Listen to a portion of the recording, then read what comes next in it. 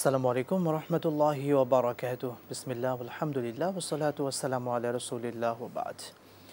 প্রিয় দর্শক মণ্ডলী, সুন্দর এই সময়ে বিশ্বের যে প্রান্ত থেকে আপনাদের সকলের প্রিয় চ্যানেল দেশ টিভির পর্দায় আমাদের সাথে যুক্ত হয়েছেন, প্রত্যেককে আন্তরিক মোবারকবাদ, প্রীতি এবং শুভেচ্ছা জানিয়ে শুরু করছি জনপ্রিয় ইসলামিক আয়োজন ইসলামী জীবন ও জিজ্ঞাসা। সাথে আছি আমি মোহাম্মদ আল আমিন খান।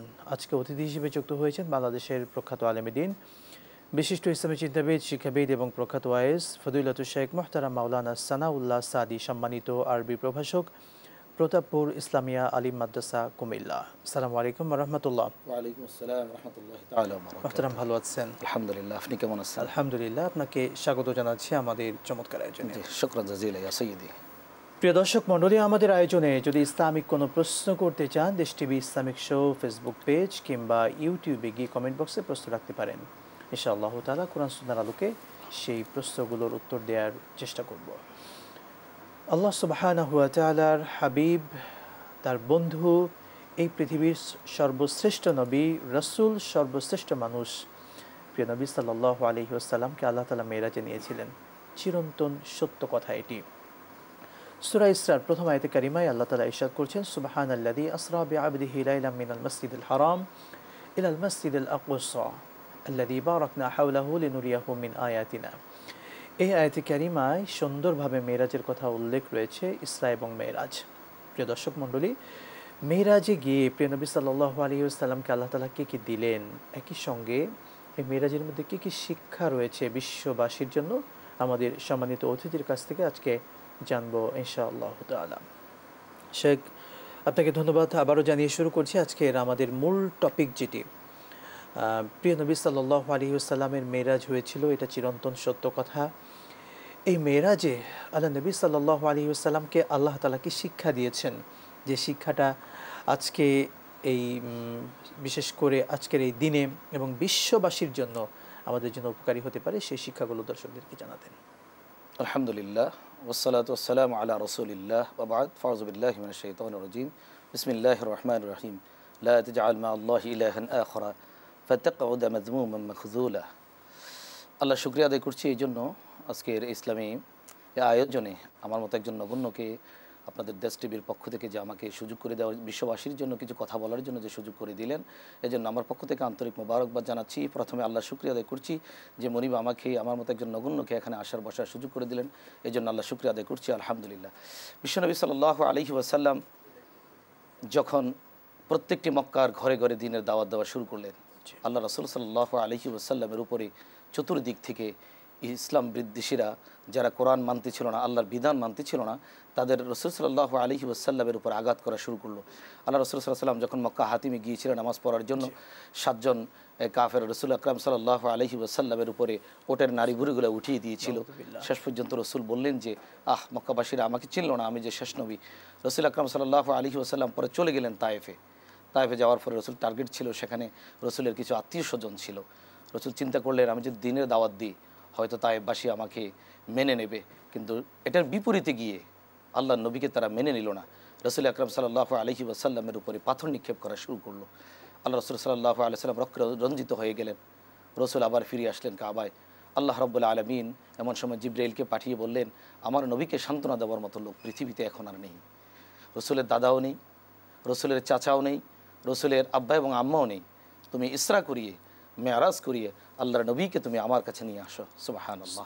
তো সম্মানিত ভাইয়েরা আমার, আল্লাহ সুবহানাহু ওয়া তাআলা আল্লাহর নবীকে মেরাজ করিয়েছেন। আল্লাহ রাব্বুল আলামিন এই দুনিয়া পাড়ি দিয়ে, প্রথম আসমান, দ্বিতীয় আসমান, এইভাবে পাড়ি দিয়ে সপ্ত আসমান পাড়ি দিয়ে আল্লাহ রাব্বুল আলামিনের দিদার এলাহি নসিব হয়েছে তার। আল্লাহ রাব্বুল আলামিনের পক্ষ থেকে রসুল যখন বিদায় নিয়ে আসবেন, আল্লাহ নবী আল্লাহর কাছে আরজ করলেন যে, আমি তো মেরাজ করেছি, আমার প্রিয় উম্মত তো আমি দুনিয়া রেখে এসেছি, তারা কীভাবে আপনার সাথে কথা হবে, মেরাজ হবে। এই জন্য আল্লাহ সুবহানাহু ওয়া তাআলা আল্লাহর নবীকে 50 ওয়াক্ত নামাজ দিয়েছিলেন। শেষ পর্যন্ত যখন ষষ্ঠ আসমানে তিনি আসলেন, আসার পরেই হযরত মুসা আলাইহিস সালাতু ওয়াস সালামের সাথে তার সাক্ষাৎ হলো। মুসা আলাইহিস সালাতু ওয়াস সালাম প্রিয় নবীকে জিজ্ঞেস করলেন যে, আপনি আপনার উম্মতের জন্য আপনি কী নিয়ে এসেছেন? তিনি বললেন, আমার উম্মতের জন্য আমি 5 ওয়াক্ত নামাজ আল্লাহর পক্ষ থেকে আমি হাদিয়া পেয়েছি, 50 ওয়াক্ত নামাজ। হযরত মুসা আলাইহিস সালাম বললেন, 50 ওয়াক্ত নামাজ আপনার উম্মতের হায়াত হবে কম, ওরা আদায় করতে পারবে না। আবার পুনরায় গেলেন। এবারে আল্লাহর কাছে যেতে যেতে শেষ পর্যন্ত 5 ওয়াক্ত নামাজ, মানে 50 থেকে 50 ওয়াক্ত থেকে 5 ওয়াক্ত নামাজ আমাদের জন্য আল্লাহ সুবহানাহু ওয়া তাআলার পক্ষ থেকে আল্লাহর নবী নিয়ে এসেছেন। রসুল বলছেন যারা এই দুনিয়া 5 ওয়াক্ত নামাজ আদায় করবে তারা আল্লাহর সাথে দৈনিক 5 বার মেরাজ করবে। সুবহানাল্লাহ। এমনকি এই 5 ওয়াক্ত নামাজ আদায়ের মাধ্যমে আল্লাহ তাআলা 50 ওয়াক্ত সালাতের সেই সওয়াব আমাদেরকে আশা করা যায় দিবেন ইনশাআল্লাহ। ইনশাআল্লাহ ইনশাআল্লাহ। আল্লাহ রাব্বুল আলামিন যে রাসূলকে মেরাজ করিয়েছেন, বিভিন্ন আল্লাহ রাব্বুল আলামিন তাকে জান্নাত দেখিয়েছেন, জাহান্নাম দেখিয়েছেন, দর্শনীয় স্থানগুলো আল্লাহর নবীকে দেখিয়েছেন। আল্লাহ নবী এগুলো এসে দুনিয়ার মানুষদেরকে বললেন। শেষ পর্যন্ত কাবা হাতিমে রসুল একদিন বসা ছিলেন, রসুল এসে বললেন যে আমি তো মেরাজ করেছি। এ কথা বলার পরে মক্কার কাফেররা বলল, মুহাম্মদ মনে হয় যেন আবার পুনরায় পাগল হয়ে গিয়েছে। আবু বকর রাদিয়াল্লাহু তাআলাকে ডেকে নিয়ে আসলেন কাফেররা, দেখো মুহাম্মদ কি বলে, আমরা তো আগেই পাগল বলেছিলাম, এখন পুরানো পাগল হয়ে গিয়েছে। মুহাম্মদ বলে এক রাতে কিছু ইসরা, সামান্য সময় আর সে আজিমে আল্লাহর কাছে গিয়েছে, সপ্ত আশপাশ ফাড়ি দিয়ে আল্লাহর সাথে সাক্ষাৎ করেছে। এটা আমাদের বুঝে আসে না, মুহাম্মদ মনে হয় যেন পাগল হয়ে গিয়েছে। শেষ পর্যন্ত রসুল বললেন, আমি মক্কা থেকে যখন আমি বাইতুল মাকদাসে গিয়েছিলাম, সেখানে আমি নবীদের ইমামতি করেছিলাম। শেষ পর্যন্ত সেখানে তাকে জিজ্ঞেস করা হলো, আপনি যে বাইতুল মাকদাসে গিয়েছেন, তাহলে বাইতুল মাকদাসের কয়টা জানালা, কয়টা দরজা, বাইতুল মাকদাস কী কী সেট আপ আল্লাহ রাব্বুল আলামিন এত সুসজ্জিত করেছেন, সেটা আমাদের কাছে বলেন। আল্লাহ রাব্বুল আলামিন তখন পুরা বাইতুল মাকদাসটাকে জিবরাইলের মাধ্যমে আল্লাহর নবীর সামনে নিয়ে উপস্থাপনা করেছেন। রসুল দেখে দেখে যখন দরজাগুলো, কয়টি দরজা, কয়টি জানালা, কয়টি কাতার আছে আর কয়টি ফিলার আছে, আল্লাহ নবী যখন এইভাবে বর্ণনা দেওয়া শুরু করলেন, তখন হতভম্ব হয়ে গেলেন, হতবাক হয়ে গেলেন। আল্লাহ নবী বলেছেন, আবু বকর আমি যে কথাগুলো বলেছি তোমার কি প্রথম বিশ্বাস হয়েছে? আবু বকর সাক্ষী দিলেন, হ্যাঁ আপনি অবশ্যই মেরাজ আপনি করেছিলেন। ওই মেরাজ থেকে আল্লাহর নবীকে আল্লাহ রাব্বুল আলামিন অনেক কিছু উপহার দিয়েছেন। চতুর্দিকে আনন্দ একটা মুহূর্ত অতিবাহিত হয়েছিল। আলহামদুলিল্লাহ। শেষ পর্যন্ত আল্লাহর নবী যে মেরাজ থেকে যে শিক্ষাগুলো নিয়ে এসেছেন, প্রথম যে শিক্ষাটা বিশ্ববাসীর কাছে আল্লাহর নবী প্রচার করেছেন, সেটা হলো মেরাজের প্রথম শিক্ষা হলো আল্লাহর সাথে কাউকে শরিক করা যাবে না। আল্লাহ বলছেন, লা তুশরিক বিল্লাহ ইন্না শিরকা লাযুলমুন আযীম, যারা আমার সাথে শরিক করবে সে মস্ত বড় জুলুম করলো, অন্যায় করলো, অত্যাচার করলো।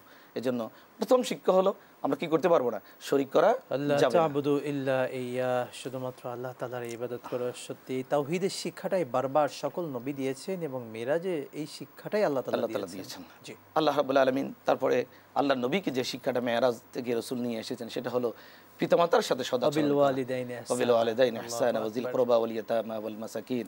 এভাবে আল্লাহ রাব্বুল আলামিন শেষ পর্যন্ত পিতামাতার সাথে ইহসান করার কথা বলেছেন। আবার যখন পিতামাতা যখন পৃথিবী ছেড়ে, সুন্দর নাট্যমহল ছেড়ে যখন চলে যাবে, তাদের জন্য দোয়া আল্লাহ রাব্বুল আলামিন শিখিয়ে দিয়েছেন, ওয়া কাযা রাব্বুকা আল্লা তা'বুদু ইল্লা ইয়্যাহু ওয়া বিল ওয়ালিদাইনি ইহসানা ইম্মা ইয়াবলুগান্না ইনদাকাল কিবরা আহাদুহুমা আও কিলাহুমা ফালা তাকুল লাহুমা উফফিন ওয়া লা তানহারহুমা ওয়া কুল লাহুমা কওলান কারীমা ওয়াখফিদ লাহুমা জানাহায-যুলি মিনার রাহমা ওয়া কুর রাব্বিরহামহুমা কামা রাব্বায়ানি সগীরা। পিতামাতার জন্য, আমাদের জন্য আল্লাহ রাব্বুল আলামিন কিভাবে পিতামাতার জন্য দোয়া করতে হবে, এটা আল্লাহ রাব্বুল আলামিন আমাদেরকে শিখিয়ে দিয়েছেন। সন্তানরা একটু বলতেন, আমরা যারা পিতামাতাকে হারিয়েছি, সন্তান হিসেবে বাবা মায়ের জন্য আসলে আমরা দোয়াটা কিভাবে করব? আমরা অনেক সময় দোয়া করতে চাই না। দেখা যাচ্ছে বাবা মারা গিয়েছেন, মা মারা গিয়েছেন, যখন তাদের মৃত্যুবার্ষিকী আসে তখন বিভিন্ন আলেমদেরকে, মাদ্রাসার ছোট বাচ্চাদেরকে ডেকে তারপরে দোয়া করাই। আমরা সন্তান হিসেবে যে দোয়ার দরকার ছিল সেটা কিন্তু আমাদের অনেক কম হচ্ছে। আমরা সন্তানরা বাবা মায়ের জন্য কিভাবে দোয়া করতে পারি, যদি সেটি একটু বলতেন দর্শকদেরকে। হ্যাঁ, বিশ্বনবী সাল্লাল্লাহু আলাইহি ওয়াসাল্লামের সুন্নাহ মোতাবেক কিছু দোয়ার কথা বলে গিয়েছেন। আমরা যদি এক নম্বর আমরা দোয়া করতে পারি কোরআনের শেখানো ভাষায়, এরপরে আমরা মনে করেন যে নামাজে বসে বসে আমাদের আব্বা আম্মার জন্য দোয়া করতে পারি। আমরা তাদের কবরে পারে গিয়ে সূরাতুল ফাতিহা, সূরা ইখলাস পড়ে আমরা আল্লাহর কাছে দোয়া করতে পারি। আমরা বিভিন্ন সময় আল্লাহ রাব্বুল আলামিন যে আমাদেরকে অর্থ দিয়েছেন, আমরা সেটা এতিম অনাথদের জন্য সদকা করি। আমরা পিতামাতার নাজাতের জন্য ওসিলা হিসেবে আমরা দান সদকা করতে পারি। এভাবে বিভিন্ন নেকির কাজের মাধ্যমে আল্লাহ সুবহানাহু ওয়া তাআলার কাছে পিতামাতার গুনাহের জন্য, পিতামাতার অপরাধের জন্য আমরা ক্ষমা চাইতে পারি। আল্লাহ রাব্বুল আলামিন এই যে উত্তম মাধ্যমগুলো দিয়েছে, এগুলো দিয়ে আমাদের পিতামাতার জন্য আমরা দোয়া চাইতে পারি। আসলে দোয়া শুধু বছর আনতে নয়, দোয়া সব সময় দোয়া করতে হবে। যে বাবা মা আমার জন্য সব সময় দোয়া করেছেন, তার জন্য আমি কেন দোয়া করব না? আসলে ইনশাআল্লাহ। শুকরিয়া। আমরা একটা বিষয় আপনার থেকে মাসালা জানতে চাচ্ছি। জনাব মোহাম্মদ মুরাদ ভাই প্রশ্ন রেখেছেন পাবনা থেকে, ছোট বাচ্চাদেরকে দিয়ে রাস্তায় মাহফিলের জন্য কালেকশন করা, আসলে এটা ইসলাম কিভাবে দেখছে? জি, ভিক্ষাবৃত্তি একটা হালাল কাজের মধ্যে এটা সর্বনিকৃষ্ট একটা হালাল কাজ, কিন্তু দিনের কথা বলবো, আমরা কোরআনের কথা বলবো, ইসলামের কথা বলবো। কারণ কোরআনটা হচ্ছে আল্লাহর পক্ষ থেকে আল্লাহর বাণী, এটা অনেক উঁচু মাপের কিতাব। লাউ আনজালনা হাযাল কুরআন আলা জাবালিন লারাআইতাহু খাশিআম মুতাসাদ্দিআম মিন খাশিয়াতিল্লাহ ওয়া তিলকাল আমসালু নাদরিবুহা লিন-নাস ইলা আখির। সম্মানিত ভাইরা আমার, যে আল্লাহ রাব্বুল আলামিন যে আয়াতের মধ্যে বলছেন যে আমি এমন একটা কিতাব তোমাদেরকে দিয়েছি পৃথিবীর মানুষের জন্য, হেদায়েতের জন্য, অন্ধকারাচ্ছন্ন মানুষকে আলোর পথে নিয়ে আসার জন্য আমি যে কিতাবটা দিয়েছি, এটা তো এমন ওজন, এটার শান, এটার মান, এটা অনেক ঊর্ধ্বে। এই আমি পাহাড়ে এটা নাজিল করতে চেয়েছিলাম, পাহাড়ে এটা গ্রহণ করে নেই।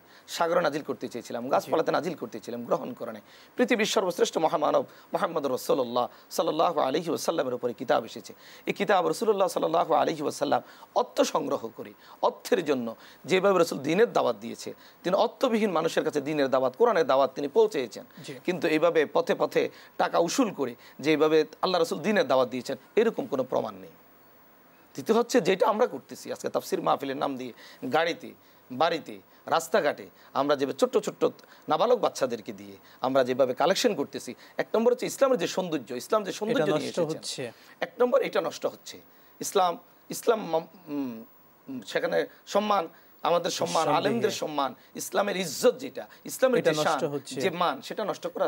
এবং যারা নন মুসলিম রয়েছে, ইসলাম বিরোধীরা, এটা একটা সুযোগ পাচ্ছে যে ইসলামকে নিয়ে, ইসলাম এত ছোট ধর্ম, তারা বিভিন্নভাবে এটা অজুহাত দিয়ে অনেক কথা কিন্তু বলছে। সুতরাং আমরা এই কথার তীব্রভাবে বলছি, প্রিয় দর্শক, আমরা এই সমস্ত কাজ থেকে বিরত থাকবো।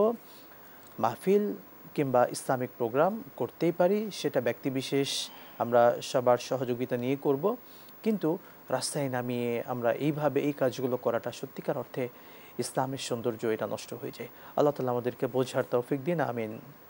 প্রিয় দর্শক মণ্ডলী, দেখছিলেন দেশ টিভির পর্দায় জনপ্রিয় ইসলামিক আয়োজন ইসলামী জীবন ও জিজ্ঞাসা। সময় হলো ছোট্ট বিরতির, সঙ্গেই থাকুন, ফিরছি ইনশাআল্লাহ।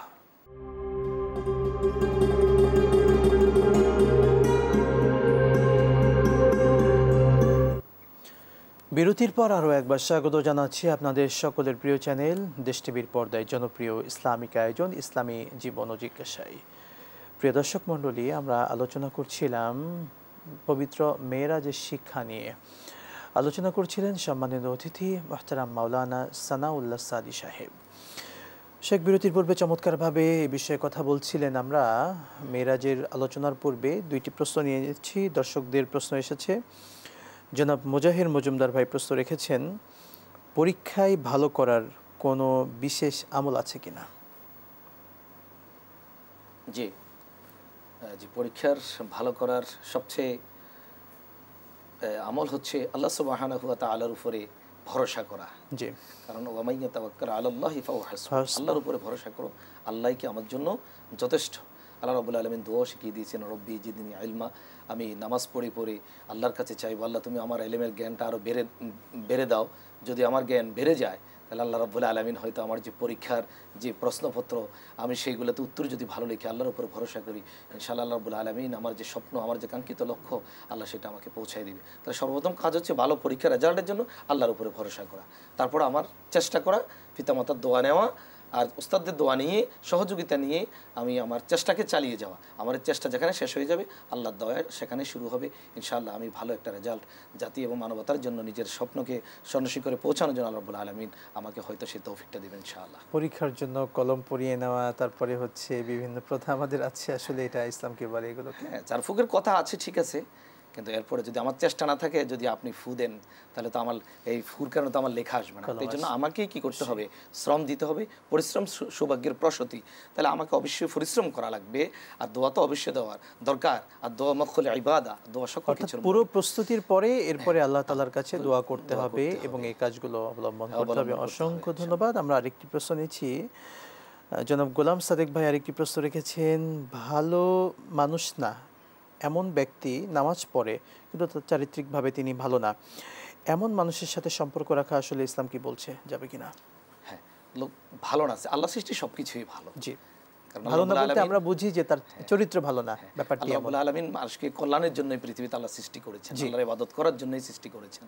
এজন্য আল্লাহ রাসূল সাল্লাল্লাহু আলাইহি ওয়াসাল্লামকে যখন তায়েফ আঘাত করেছিল, ওই লোকগুলোর চরিত্র ভালো ছিল না, কিন্তু জিবরাইল এসে যখন বলল, মুহাম্মদ শুধু আপনি একটু অনুমতি দিয়ে দিন, তাহলে পুরো তায়েফের জমিনটাকে আমি উল্টিয়ে দেবো, আল্লাহ নবী বলেছিলেন না, ওরা আমাকে চেনে নাই, আমি যে বিশ্ব নবী, আমি যে রহমতুল্লাহ আলমিন, আমি যে বিশ্ববাসীর জন্য একটি অন্ধকার জমানাকে দুর্বৃত্ত করে সুন্দর একটি দেশ জাতি উপহার দেওয়ার জন্য, ইসলাম উপহার দেওয়ার জন্য আমি এখানে আল্লাহ রাব্বুল আলামিন প্রেরণ করেছি। ওরা বুঝতে পারে নাই, এই জন্য ওদের জন্য হেদায়েতের দোয়া করা লাগবে। এই জন্য যে মানুষটার চরিত্র খারাপ তাকে আমি কোরআন দিয়ে বোঝানো লাগবে, আল্লাহ নবীর বিশ্বনবীর আদর্শ দিয়ে বোঝানো লাগবে, ওলামায়ে কেরামের আদর্শ দিয়ে বোঝানো লাগবে। আমরা যদি সে দাওয়াতি কাজটা করতে পারি, ইনশাআল্লাহ ওরা আল্লাহর পথে ফিরে আসবে। কারণ হেদায়েত তো আমার হাতে না, হেদায়েতের মালিক হচ্ছে আল্লাহ। আল্লাহ রাব্বুল আলামিন যদি তাকে হেদায়েত দিয়ে দেয় আমার একটা কথার কারণে, তাহলে অবশ্যই আল্লাহ রাব্বুল আলামিন তাকে জান্নাতের পথে দাখিল করে দিল। এই জন্য চরিত্র খারাপ মানুষের সাথে সম্পর্ক করার জিনিসটা এমন নয়। আমি তার সাথে সম্পর্ক অবশ্যই রাখবো, তবে আমার টার্গেট থাকবে আমি আমার দিনী ভাইকে বুঝাইয়া সুজাইয়া তাকে অন্যায় থেকে ফারেক করে তাকে সত্যের পথে আনার জন্য অবশ্যই তার সাথে সে সম্পর্ক বজায় রাখা লাগবে। শুকরিয়া, চমৎকার বলছিলেন। আমরা মূল টপিকে ফিরে যেতে চাই। মেরাজের শিক্ষা আপনি বেশ কয়েকটি বলেছেন, পরবর্তীগুলো যদি বলেন। মেরাজের আরেকটি শিক্ষা হচ্ছে যে রাসূল বলেছেন তোমরা অপব্যয় করা যাবে না, কারণ অপব্যয় হচ্ছে একটি শয়তানের খাসলত। পিতামাতার সাথে সদাচরণ করা লাগবে। এতিম অনার্থ যারা ছোট্ট অবস্থায় যাদের পিতামাতা চলে গেছে, তাদের সম্পদ চাচাদের কাছে নিরাপদ ছিল, যখন তার বুঝ এসে গেছে তখন তার সম্পদটা তাকে বুঝিয়ে দেওয়া, এটা হচ্ছে মেরাজের একটা শিক্ষা। আরেকটা শিক্ষা হচ্ছে মেরাজের জেনা ব্যভিচার করা যাবে না। যে জিনা করলে যে শরীয়তের যে আইন, সে আইন যদি প্রয়োগ, ইসলাম তো এখানে আরো শক্তভাবে বলেছে লা তাকরাবুজ জিনা, জিনা ব্যভিচার করা তো এটা অনেক দূরের কথা। জিনা ব্যভিচারের কোনো পথ তৈরি হয় এমন কোনো কাজ করা যাবে না, ধারের কাছেও যাওয়া যাবে না। লা তাকরাবুজ জিনা ইন্নাকা কানা ফাহিশাতান ওয়া সাআ সাবিলা, যে পথ কাছেও যাওয়া যাবে না। এই কারণে আল্লাহ বলছেন, কারণ জিনার কাছে যখন আপনি যাবেন তখন আল্লাহ সুবহানাহু ওয়া তাআলার যে বিধান, কারণ আল্লাহ বলছেন যে যখন তোমরা গুনাহ করো তখন সেখান থেকে আমি আল্লাহ রাব্বুল আলামিনের রহমত থেকে তুমি মায়ুস হয়ে যাও। যদি ওই অবস্থা যদি আপনি মৃত্যুবরণ হয়ে যায়, তাহলে আপনার জন্য তো আবাদ জাহান্নাম হয়ে গেল। এই জন্য আল্লাহ রাব্বুল আলামিন বলছেন যে জিনার কাছেও যাওয়া যাবে না। এই জন্য রাসূল সর্বপ্রথম যে শিক্ষাটা দিয়েছেন যে তোমরা জিনার কাছেও কি করতে পারবে না, যেতে পারবে না, এটা মেরাজের একটা শিক্ষা। সম্মানিত ভাইরাও, আরেকটা শিক্ষা হচ্ছে অন্যায়ভাবে কোনো মুসলমানকে হত্যা করা যাবে না। আজকে আমাদের দেশের অবস্থা দেখতেছেন, সারা পৃথিবীর অবস্থা দেখতেছেন, অন্যায়ভাবে মুসলমানদের উপরে যেভাবে স্টিমগুলো চালিয়ে দেওয়া হচ্ছে, অন্যায়ভাবে মানুষকে মারা হচ্ছে, ইসলাম এটা সমর্থন করে না। আল্লাহ নবী বলছেন যারা এটা করবে তারা বিনা হিসাবে জাহান্নামী, ওদের কিয়ামতের ময়দানে কোনো কি হবে না, হিসাব হবে না। যারা হত্যা করবে তাদের কি হবে না, কোনো হিসাব হবে না, বিনা হিসাবে জাহান্নামে যাবে তারা। এই জন্য মেরাজের আরেকটা শিক্ষা হচ্ছে যে কাউকে অন্যায়ভাবে হত্যা করা যাবে না। আরেকটি শিক্ষা হচ্ছে মেরাজের অহংকার করা যাবে না। কারণ যখন মানুষ অহংকার করে, আল্লাহ বলছেন যে সে ব্যক্তি যেন আমার চাদর নিয়ে টানাটানি করলো।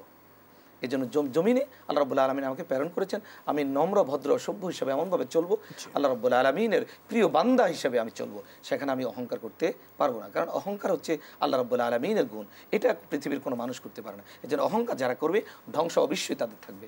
পৃথিবীতে দেখেছেন আপনি বিভিন্ন জালিম যারা অহংকার করে আমাদের মুসলমানের উপরে, আমাদের বিশেষ করে আফগানিস্তান, ইরাক এবং বিভিন্ন মুসলমান দেশকে যারা শেষ করে দিয়েছে, আল্লাহ রাব্বুল আলামিন তার পক্ষ থেকে সামান্য একটু এই যে লঞ্চ এজলেন্সে সামান্য একটু পাথরে আঘাত লেগে একটা পাথা থেকে আগুন সৃষ্টি হয়ে আজকের লঞ্চ এজলেন্স শেষ হয়ে গিয়েছে। তাহলে অহংকার করা যাবে না। আল্লাহ রাব্বুল আলামিন বলছেন অহংকার হচ্ছে সেটা আমার গুণ, এটা পৃথিবীর কোনো মানুষই অহংকারের মধ্যে সীমাবদ্ধ থাকতে পারে না, অহংকার করতে পারে না। এই জন্য অহংকার থেকে আমরা দূরে থাকবো। আল্লাহ নবীর সবচেয়ে মেরাজের আরেকটা শিক্ষা হচ্ছে যে আমরা কি করব না, অহংকার করব না।